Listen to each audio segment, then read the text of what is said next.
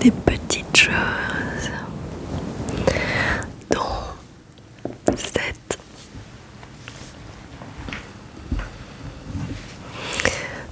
cette bonnette, ce petit bonnet rose. J'en voulais trop un comme ça.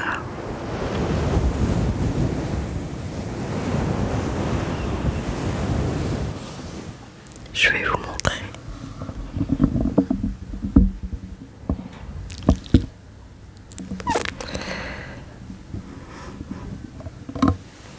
J'adore.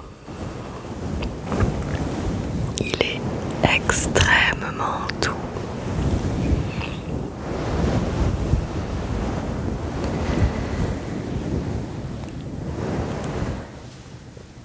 Et aussi, comme vous pouvez le voir derrière moi, on voit pas trop, on dirait un aquarium, mais ce n'est pas un aquarium. J'ai acheté sur ça là, sur je crois que c'est Shein.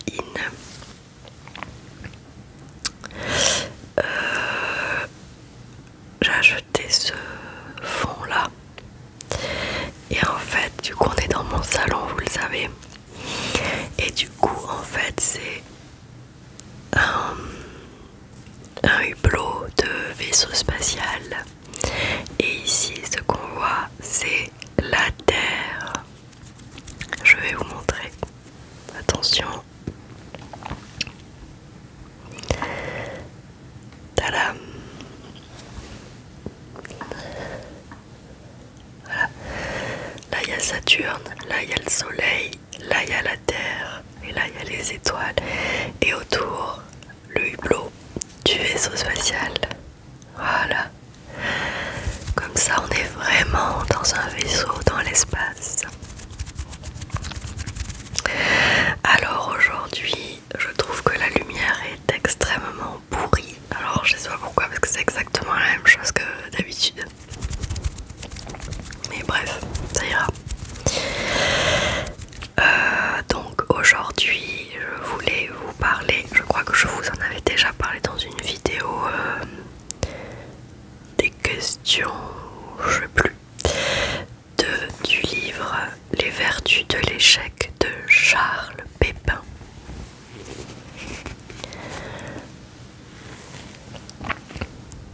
Voilà ce livre, j'ai le teint gris en fait, mais c'est horrible. Alors que pas du tout, j'ai le teint comme vous voyez dans les autres vidéos. Enfin, attendez, je vais essayer de changer de lumière. Oh là non.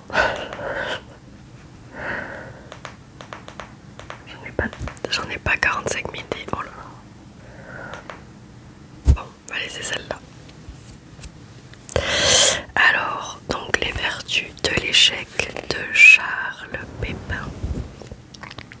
J'ai lu ce livre il y a un petit moment, dès qu'il est sorti, il me semble, ouais, en 2000. 2000 combien?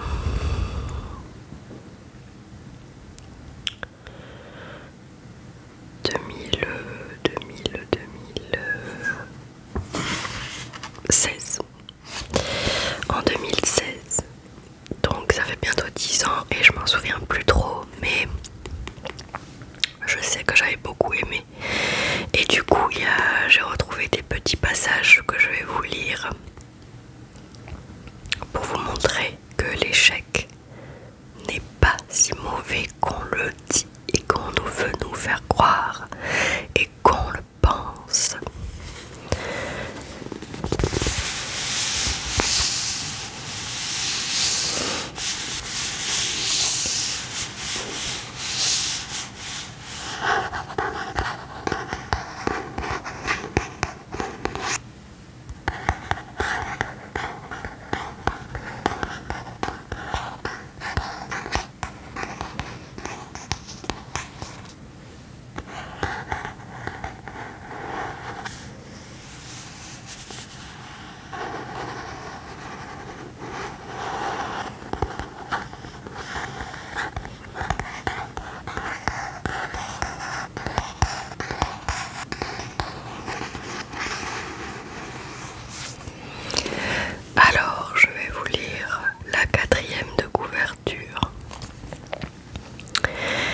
si nous changions de regard sur l'échec?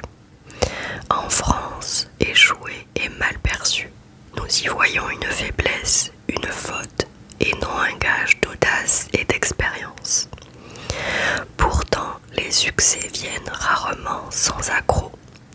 Charles de Gaulle, Raphaël Nadal, Steve Jobs, Thomas Edison, J.K. Rowling ou Barbara ont tous essuyé des revers cuisants avant de s'accomplir. Relisons leur parcours et de nombreux autres à la lumière de Marc Aurèle, Saint-Paul, Nietzsche, Freud, Bachelard ou Sartre. Cet essai nous apprend à réussir nos échecs. Il nous montre comment chaque épreuve, parce qu'elle nous confronte au réel ou à notre désir profond, peut nous rendre plus lucides, plus combatifs, plus vivants. Un petit traité de sagesse qui nous met sur la voie d'une authentique réussite. Charles Pépin est écrivain et philosophe, traduit dans une vingtaine de pays. Alors, je me suis mis des petits marque-pages, c'est des petits extraits courts de personnes qui, ont soi-disant, évidemment c'est le thème du livre, soi-disant échoué et qu'en fait, eh bien non. Thomas Edison, le fondateur de General Electric, a déposé dans sa vie plus de 1000 brevets. Il a inventé aussi bien le phonographe que l'appareil qui rendra possible le cinéma. Mais avant tout cela, durant l'année 1878, il a passé des nuits entières dans son atelier du New Jersey à essayer d'inventer l'ampoule électrique.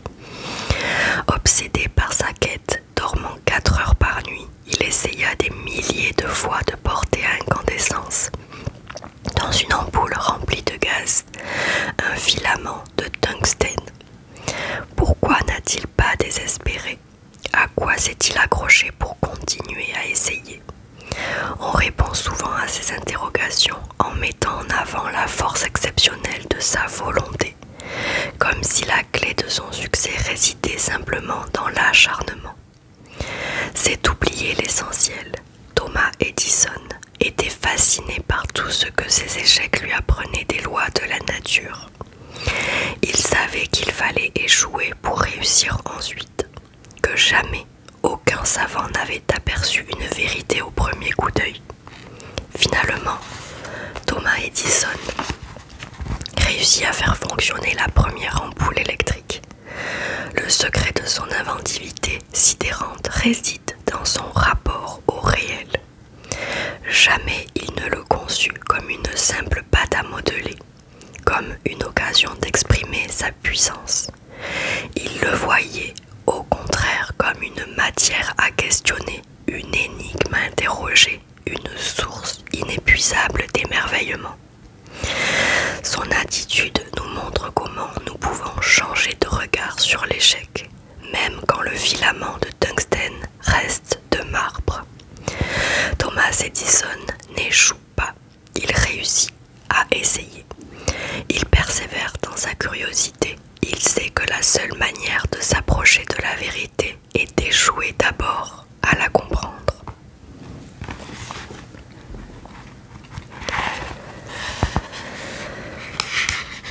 Ensuite,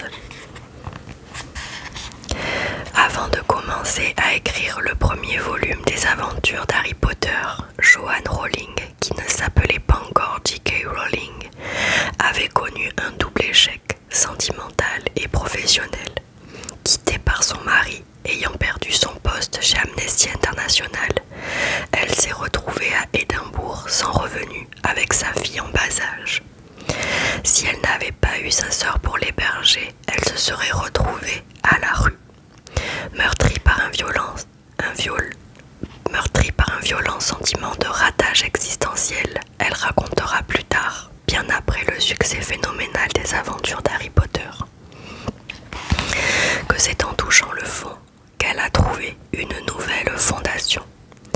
Dans sa vie d'avant, les contraintes croisées du salariat et de la famille l'avaient conduite à mettre en sourdine sa vocation d'écrivain.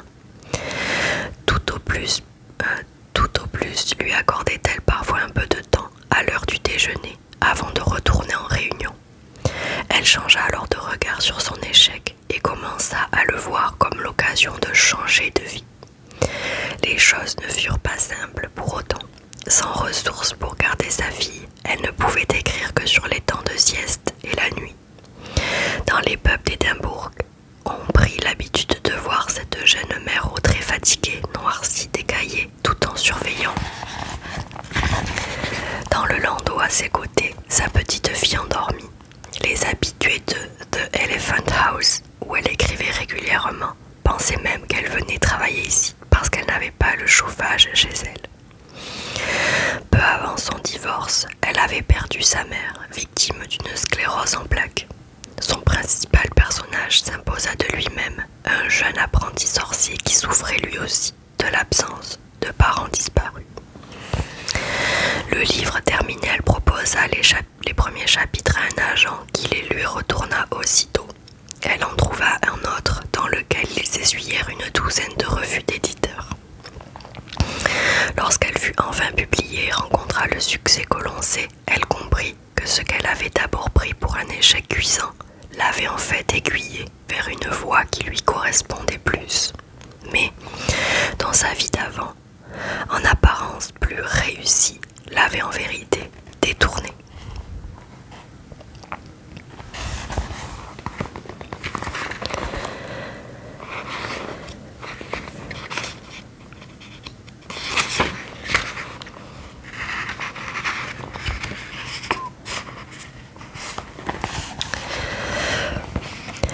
Nombreux sont les entrepreneurs qui ont utilisé l'échec comme une occasion de bifurquer.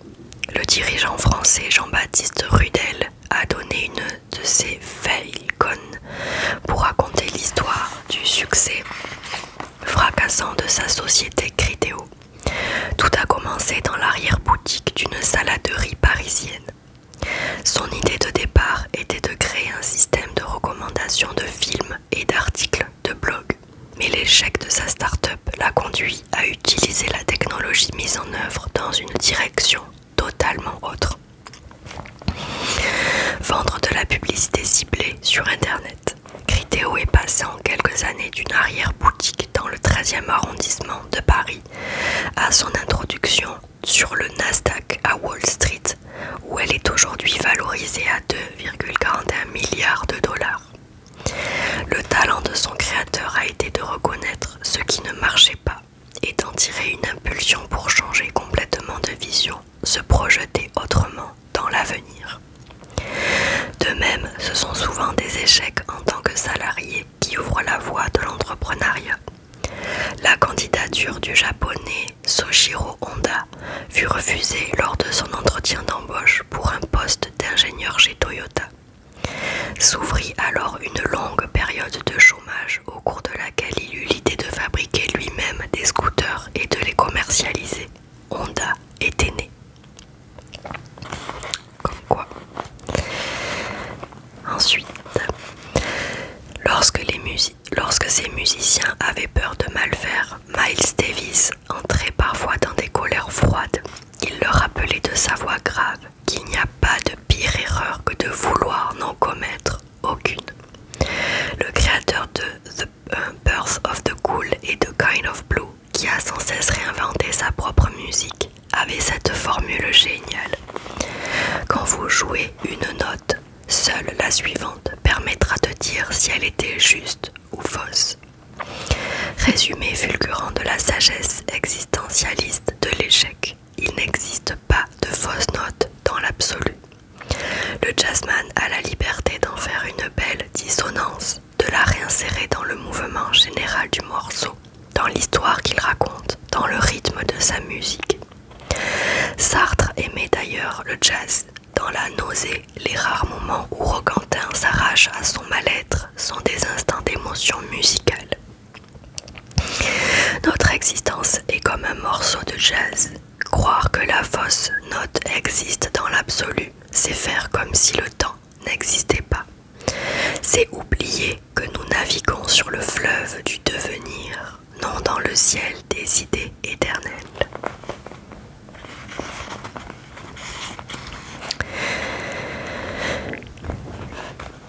les échecs soient des réussites, c'est ce dont témoignent aussi dans le champ de l'industrie tous ces produits qui furent de parfaits ratés avant de devenir des produits phares.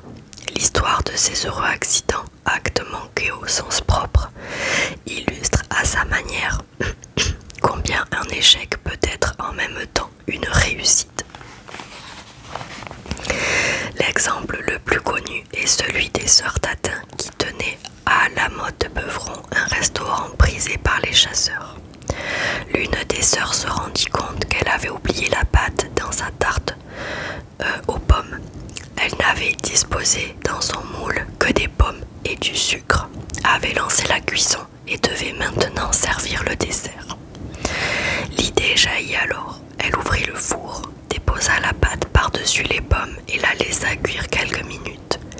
Les chasseurs adorèrent cette tarte croustillante et caramélisée. Échouant dans sa recette, elle venait d'inventer la tarte tatin, une tarte aux pommes manquée.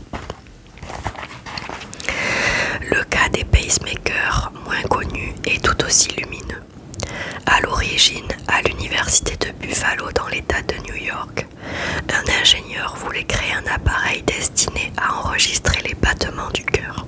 Cherchant une résistance, il plongea sa main dans son stock de composants électriques, mais se trompa de modèle. L'appareil n'enregistra donc pas les battements cardiaques, mais émit des impulsions électriques. Il se demanda alors si ces impulsions ne pouvaient pas avoir un effet d'entraînement sur le cœur. Le pacemaker venait d'être inventé. Il sera commercialisé 5 ans plus tard. Cet enregistreur manqué sauvera des milliers de vies. Nous vivons entourés d'objets, consommant quantité de produits qui sont des enfants de l'échec sans même que nous le sachions. Les machines Nespresso ont envahi nos cuisines, révolutionné notre façon de boire du café. Un succès planétaire associé à l'image de George Clooney demandant une petite tasse entre les doigts. What else? Pourtant Nestlé a d'abord essuyé un premier échec en tentant de vendre au restaurant ces machines automatiques permettant de servir des expressos de qualité. Ils ont alors eu une nouvelle idée, viser le marché des employés de bureau plutôt que les restaurants. Ce fut un nouvel échec, plus massif et coûteux que le premier. L'idée de commercialiser des machines à capsules faillit être abandonnée. Nestlé donna finalement une dernière chance à ce produit en le proposant aux ménages. C'est en manquant 2 fois leur cible que les cafetières Nespresso rencontrèrent leur public. Et une dernière, il y a tant d'autres exemples de succès enfantés par l'échec. Le champagne fut d'abord un accident de cuve, un vin manqué, trop sucré et acide. L'orangina provenant d'un résidu de pulpe dont les fabricants ne réussissaient pas à se débarrasser, mais aussi le pain d'épices, le velcro, les post-it ou même les bêtises de Cambrai, qui comme leur nom l'indique, ont été inventés à l'occasion d'une erreur du fils du confiseur. Autant d'actes manqués qui furent aussi de bonnes retrouvailles.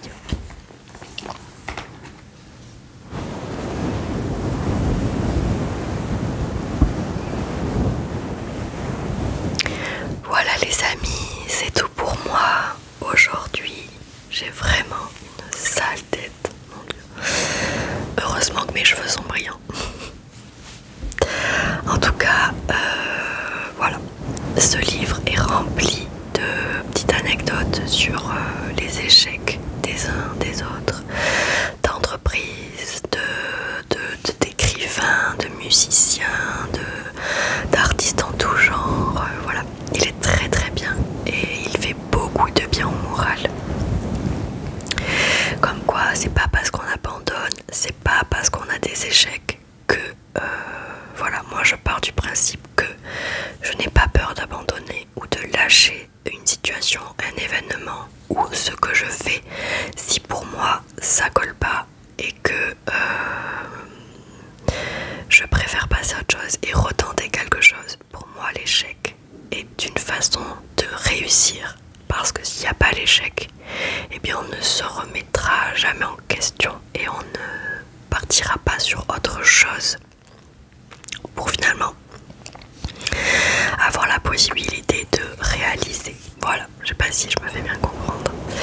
En tout cas, ce livre est super, je vous le conseille si vous avez des petits coups de mou ou si vous pensez que vous avez beaucoup d'échecs dans votre vie. En tout cas les amis, je vous laisse ici, je vous fais de très très gros bisous. Je vous dis à très vite dans une prochaine vidéo ASMR avec ma moumoute rose. Prenez bien soin de vous, buvez de l'eau. On se le redit, l'échec n'est pas une fin en soi et ce n'est pas grave, ok? Allez, je vous fais de gros bisous.